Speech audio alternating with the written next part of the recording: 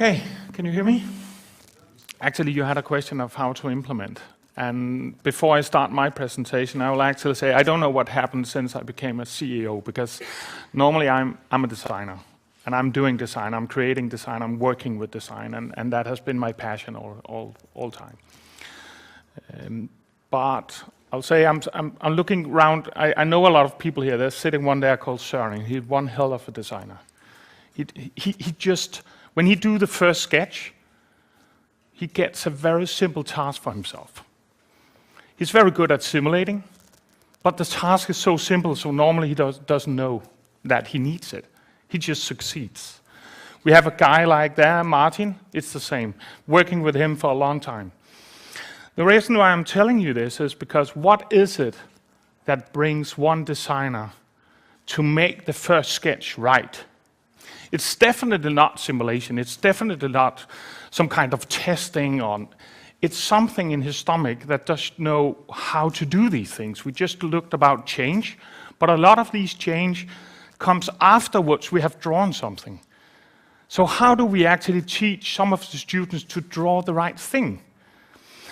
I've been puzzling with that. I would say I'm quite good at it myself. I don't know what it is, but I can just do it. And I've been puzzling for many years of actually finding some way of formula that we can transfer this to the young engineers so we can multiply it. And today I have a case. I have a case for a company, which I'll go through, where we have actually trained young engineers and experienced engineers in their own way of how to do design.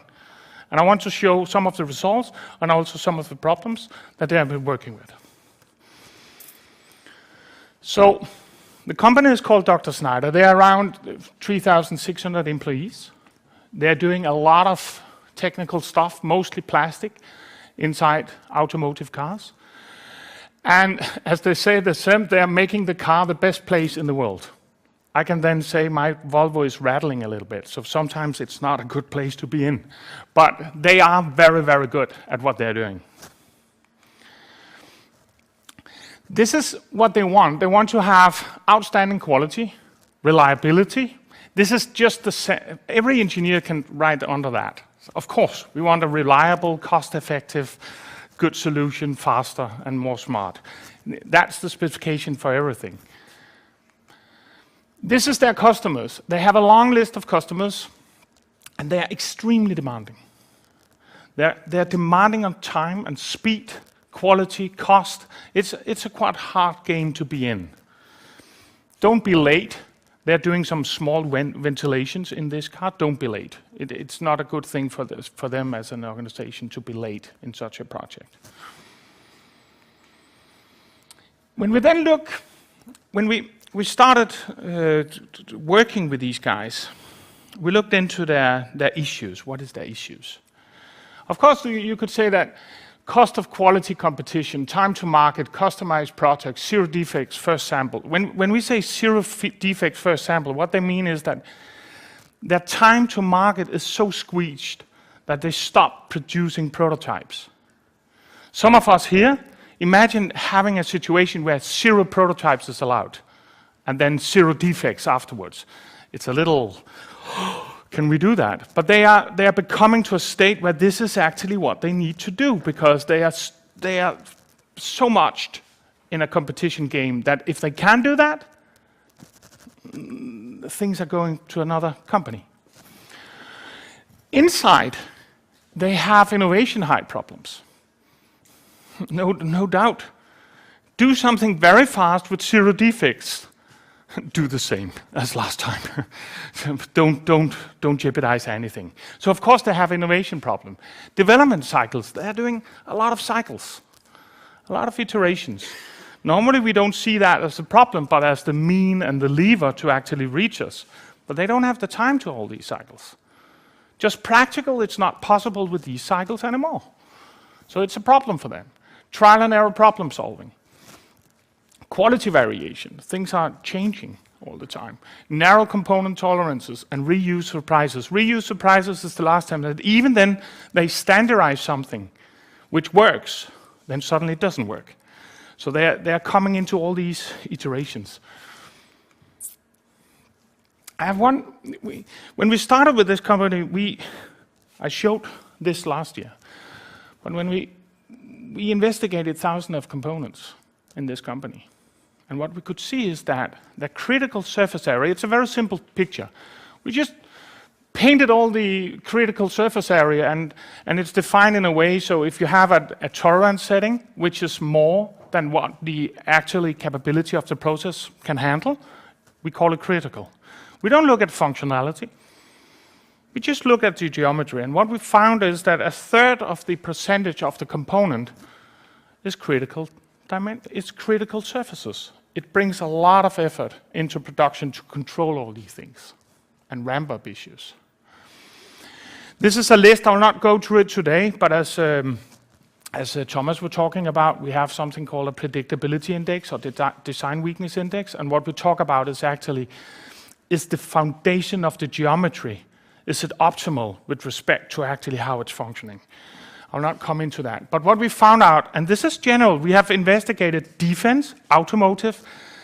Sweden is a little better than Denmark, sorry to say. No, yeah, I know you're sitting there, so you got that one. Germany is a lot better than we are.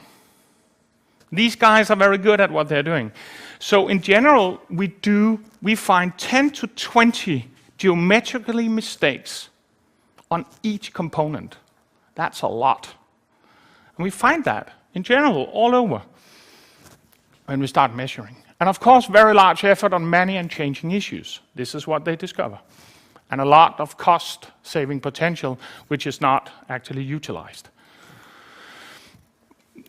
We went in and it's quite easy because you have plastic component, and in plastic component you can find out what the capability of a certain process is. And then we just took a bunch of drawings. We didn't even know what the components was, it doesn't really matter. And we just mapped all these dimensions on the drawings and put them into a sheet. And what we found out is that very hard, I'm polite now, because it should be impossible. Because from international standard, we are saying that injection molding cannot do these tolerances. But of course, these guys, all these iterations, they came up with some sophisticated models where they can stretch the capability of injection molding to a certain point where it's almost impossible for most people. Then we have hard and normal and easy. And this is a normal distribution looking at their products. And of course, it gives them a huge problem in ramp up, and it gives them a huge problem of actually securing functionality. This is, when I was talking, sorry Søren, when I was talking about Søren, he doesn't end up in such a maze because his starting sketch is quite good.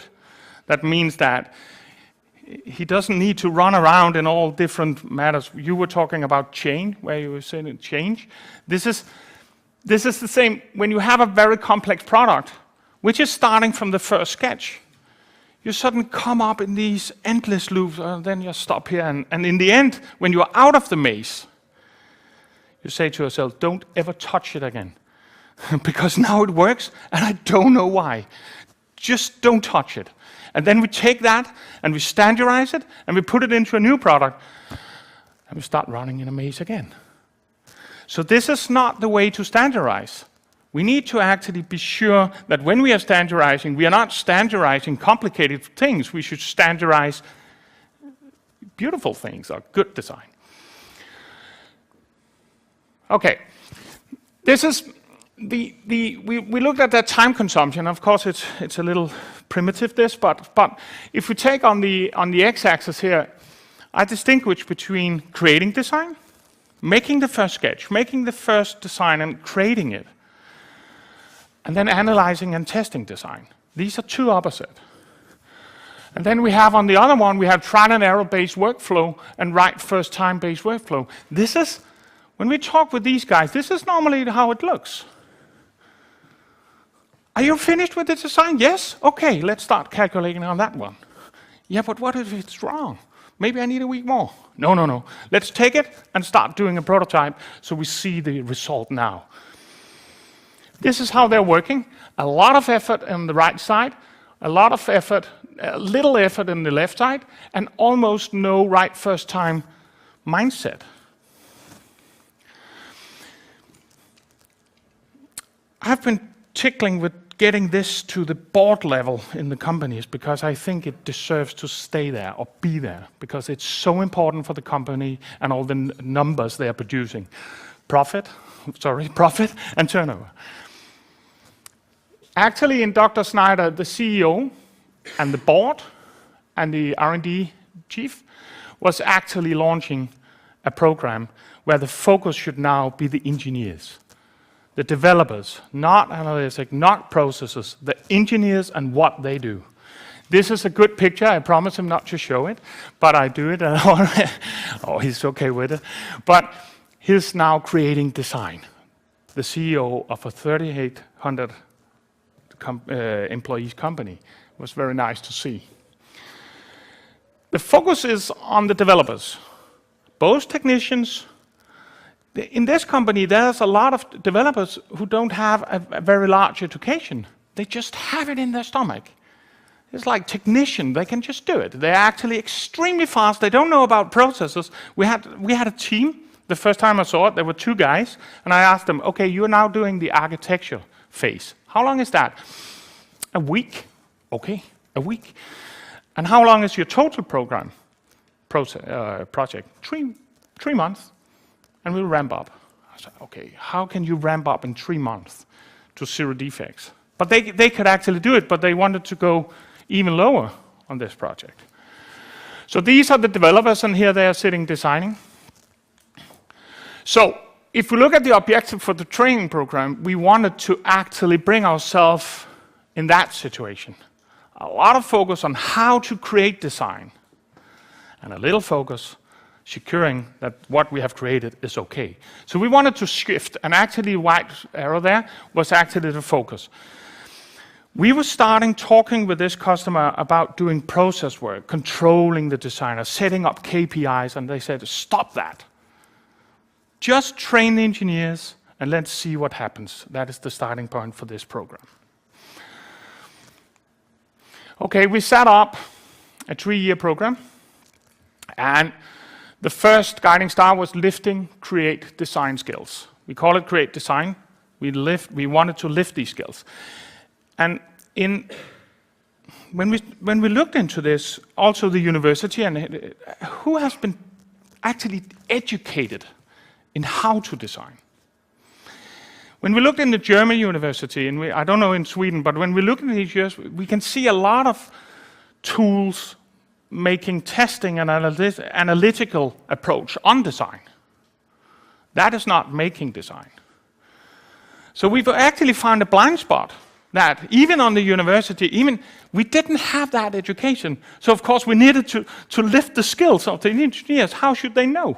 And normally when we went in and said, are you good in designing? They said, yes, we are absolutely the best. But when you double-clicked and went into that, you found 2 or 3 guys in the corner. These are the ones. They can do it. Okay, we want to scale that because it's not healthy for a company having so few people who can actually do these things. After that, we wanted to adapt optimal workflow. We are right now looking at that. How can we actually change the processes when the engineers becomes better and more right first time? Of course, we can utilize that inside the process, but it's the next step. And then in the end, we look about robust standardization right first time. How do we come to that? But we have not considered. Things are happening, and I will show you a little bit, but this is how we look at it. Okay. Now it's about creating design. That means that we need to start changing the actual features. On your table, there's a red and a green one. This is an example of how we can change design and how we can make design. In this program, we run 12 projects. Another thing is when you implement these things, don't implement something add-on. These guys are busy, and we cannot jeopardize their time schedule. So what we try to do is to work into their time schedule, not postponing, but actually speeding up the projects and measuring ourselves and the program of how many features did we change in the right directions. And these are the 12 ones that we worked on. we talked a lot. This must be only for the designers in R&D. Yeah. You also have people in production. I have an example. The first little sample I showed you with the green surfaces, we have a solution for that. That was the first one we did it. And they wanted to implement it in production. And the production guys are very good. So when they saw this solution, they have never heard about it, they changed it back to the old one. And we said, okay, maybe we need to take production inside and tell them that it's not the young guys who are suddenly crazy. It's actually something we want. So you need to support it. We need actually to take in marketing, sales, and we need to have the procurement department. Because the sub-suppliers who should sub-supply this, they all said, what is this? I've never seen that. Please, go home again. So we needed actually to have a very broad introduction to help the designer not fighting each time you do something new. We split it up in these things saying, okay, we have the designers, we have introduction, that is for everybody in the company. Then we have the management. It's actually not project management, it's top management. So it's the chief of R&D, the chief of procurement, the chief, because these are the ones that should actually support this mindset.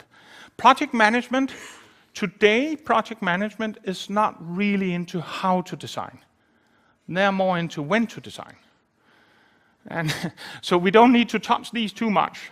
We introduce them, but actually we can do this without changing any process, because in the company, no processes is actually dealing with how to do the first sketch. So we have free play there. We can just train the engineers and start it up.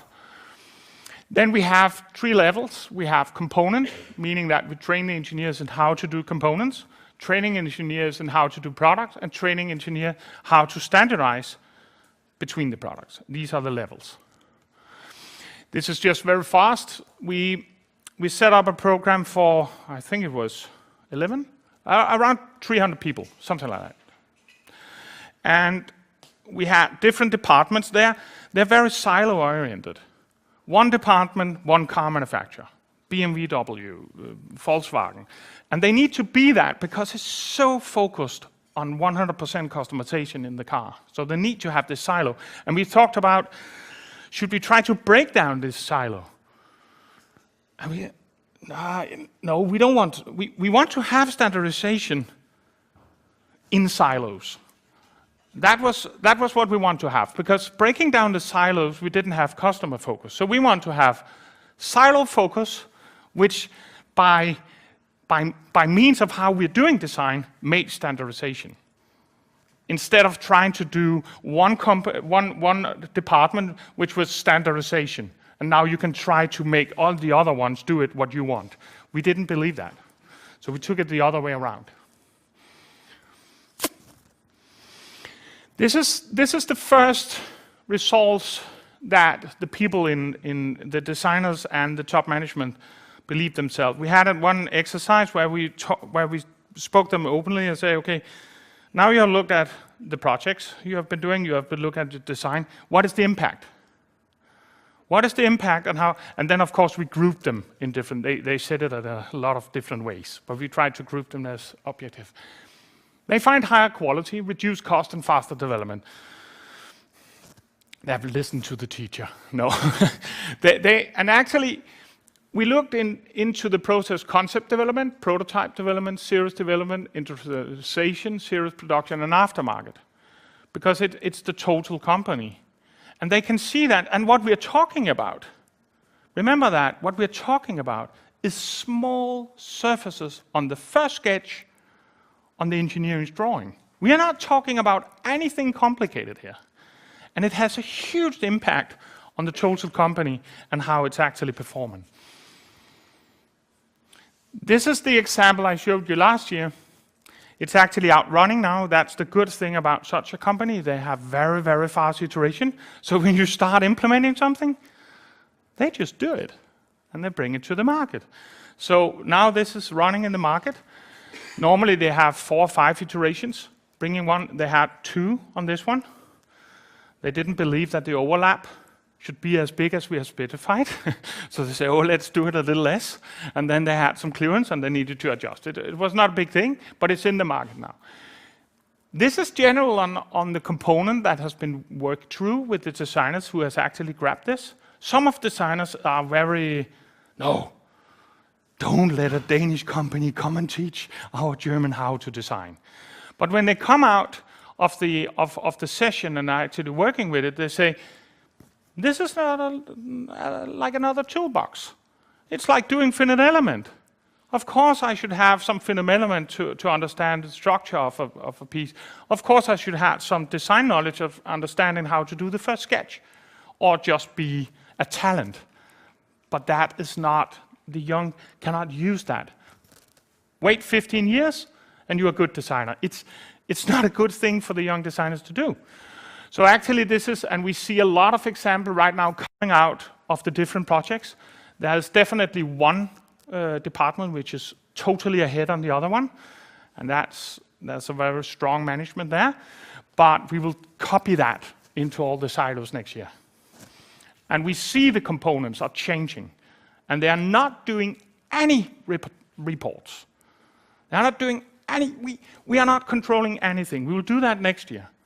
But right now we are not doing anything. We are not even asking them to do a simulation, or just looking at how to design. And then we check a little bit on what is coming out. Okay, this is just one example. It's not the total, but where we see that very hard and hard is gone. That was quite amazing. Just explaining what is hard and what is not hard actually changed things. Suddenly we have tools on one hand on how to create design which is not as sensitive, and we have knowledge of what is difficult and what is not. These two combinations suddenly just made it possible to do the same functionality without actually jeopardizing the tolerances. We moved up to above average. I think we are around 8 or something like that. And that's a huge, we ended up in from 20, some 15 to 8 in average. And of course, when there are like 10 or something like that, very good designers in there. And when we follow these guys, we can see that they are on a very high level. But they cannot sit in all the reviews for 4,000 components coming out each year. So we can follow the good ones, but in average, this is what they're looking at. They still have effort, but now it's the same and they know what to do, so it's much more controllable. Okay, other achievements. I was talking about innovation running around in the maze. What we can see is that this way of designing, there's a lot of theory about it, but this way of designing and these demands for how to design is new. It's not out there. When you do patent and protections, it's about visualizing the change in geometry. If you can't visualize the change, the real change, you can't do a patent and protect it. What we have seen is a huge blind spot, meaning that there's an open field for patents. We have young guys doing around 3 to 5 patents, I don't know if they have succeeded everybody, on the foundation for this company of how to do this moving mechanics. They're doing a lot of moving mechanics. It's a huge step for them, because normally they couldn't do any protection because they were just doing minor optimization, and you can't protect that, or it's very difficult. We had upfront dialogue with customers, and they actually felt now it's not, we are not talking with the stomach feeling of that guy or that guy. No, we are actually talking with objective-driven, data-driven argumentation.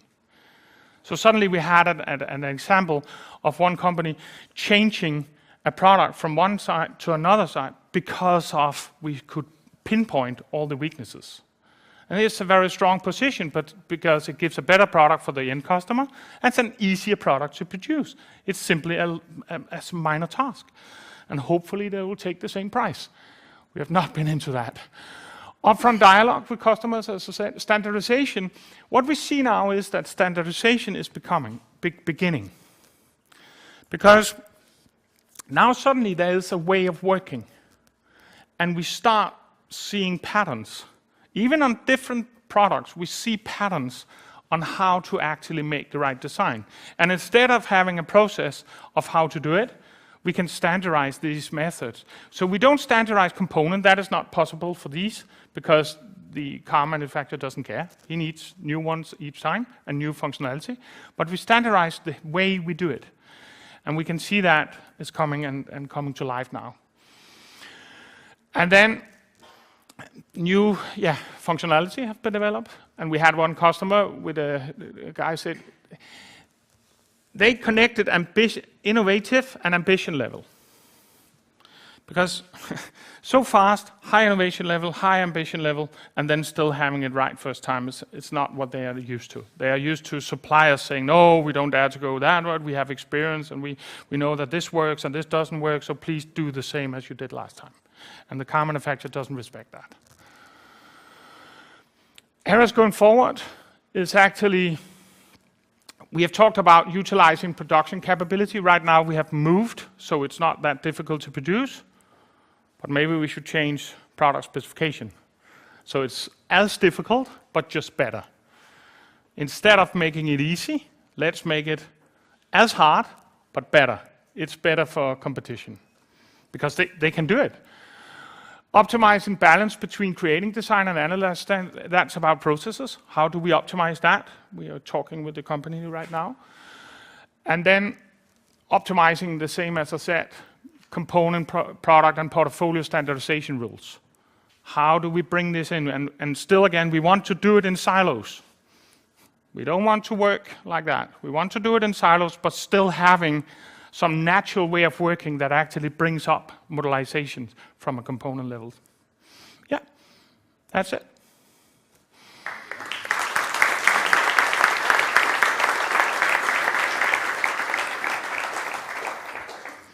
So we have time for a couple of questions. Do we have any from the floor? Okay. Thank you, Janus. I was thinking also after being here last year, comparing Sweden, Denmark, maybe Germany, and so on. I guess if you're working with or in a very large company, you have a lot of models, you have modules, platforms. All the tasks are very fragmented. Yeah. So how can you, I mean, coming back to the loops, if you're not responsible for the delivery, you don't see the loop. You don't see everybody or everything that's involved in you working in a small company as a designer. You build up this stomach, or you understand what's influencing your final delivery. So what's your experience about this? Well, we see more and more companies going into more and more platform modules, silos. Yeah. What I become a good designer in that environment. Yeah. What I see is that if I divide it in two different things for modelization, there's half of the modelization is about understanding the market, understanding the needs, and actually finding out what type of products do I actually need to put that to the market. That is half of it. Then we have another half, which I think is overseen. That is about structural modelization. When I look at a bicycle, without understanding what it is, I can start looking if this is modelized. So there is something into structure, and the guy from Talking Change actually had the same thinking. There's some information in geometry that is more fundamental than functionality. Because if I take my iPhone, this one, we know what the functionality is, but if I suddenly place it 200 years back, it's a very bad axe. So the functionality is like something perceived. It's not something fundamental. The way we are handling modelization today is mostly based on something which is not fundamental. And that gives a very, very complex way of dealing with it. So what I'm actually saying is that let's look at this as not an iPhone, because yes, for me it's an iPhone. In the rainforest, it's not an iPhone. Let's look at the geometry here, understand that from a modelization point of view. And when we do that, we can do standardization without knowing. I talked with the CEO of Scania, And I asked him, I can recognize your first car. They are so famous for modularization. I can recognize your first car has the same module as the last one. Why is that? We had a very good guy doing the first one, and now we are just keeping up, not having engineers destroying that first modularization. And that brings me to say, okay, modularization is maybe a lot about understanding the needs to create business. But first we need to focus on the geometry.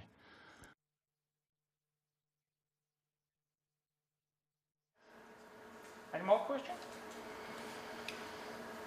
Okay. Thank you. If I can permit one, then linking the first talk to the second talk. Dan Whitney was talking about chains and how to map the different degrees of freedom through an assembly chain. So, and this was bringing the design of it, the design intent, what we intend from this assembly chain in order to control a key characteristic. And I was wondering, when you go to, you are focusing on interface design between components in a chain. Is it clear when you go into these companies whether they have the correct design intent for that interface relative to the overall system, relative to the assembly chain? The problem is the scope, but the problem is that it's absolutely clear that they don't have. The first 3 years when we did this and did this predictability index and measuring the product, we said, okay, this must be better. And then we went to, okay, this must be better. But what we found out is that it's really just the average. And coming back to Niels Henrik's first speech, you are part of the solution, the university, and a part of the problem. How should it be elsewhere? We have a situation where we don't have trained engineers in how to do design. So of course we just have random design as a starting point. Now we have measured on a certain scale that randomness. And what we find is that in general, on product level and component level, we have like 10 to 15 weaknesses that can be removed. My problem is that we don't really know how much the value of that is. But instead of focusing on that, because I would tend to say I'll never answer that, we just do it. And now we start seeing the value. So instead of trying to figure out the value, we just find people who believes in it and say, okay, if we have all these mistakes, let's remove them and see what's happened. And then we do that. And then suddenly, standardization comes apart and a lot of things comes apart. And then we can describe the value. Yeah. Janus, thank you very much. No worries. Thank you. Thank you.